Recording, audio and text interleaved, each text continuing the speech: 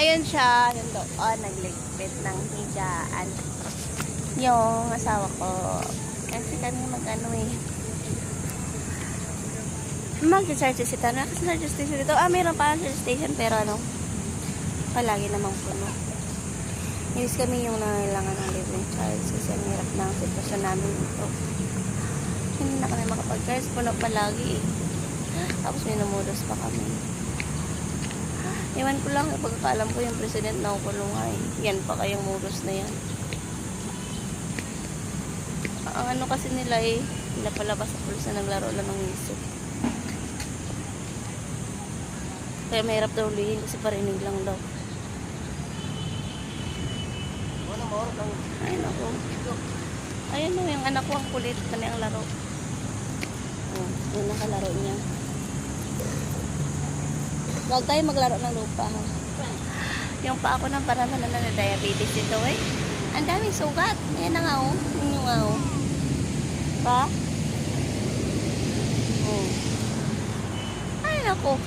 Kasi ang kati-kati nga. Tapos kunting kamot lang na malaki na siya. Sa kabila oh. Magaling na yun sa kabila.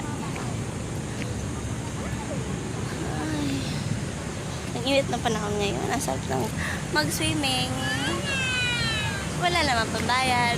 Ang sarap pala. Yung iba lumangoy dito. Tingnan nyo. Di ba fountain yan? Lumalangoy yung iba dyan. Sa lagayan. Lumalangoy sila dyan. Tapos yung iba naman na teenager, tumatay muna.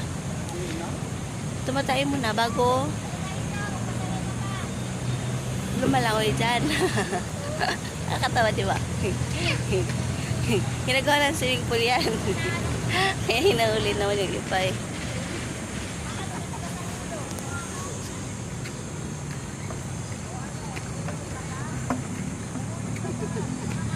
Ano yan? Ay, naku. Yan ang pinagagawa ng mga tao dito eh. Kasalanan niya, bigasan ko muna kami sa Quiapo. May dalawang puto. May kansi. Buti din ah. Mga tawa ni Wendy. Ayoko. Kasalanan naman ang anak ko. Hindi naman kasalanan ko ito eh. Hindi naman talaga na kasalanan eh. Kaya okay lang kami. Bakit ano ba siya? Ano nang... Ipit siya eh. Dahil mo nga. Oh? Ay kung mamatay pala yan. Hindi kami gumagawa ng pera ate. Okay lang kami. Babayaran sana kayo. Hindi, ayoko. Hindi, babayaran sana kayo. Pinaka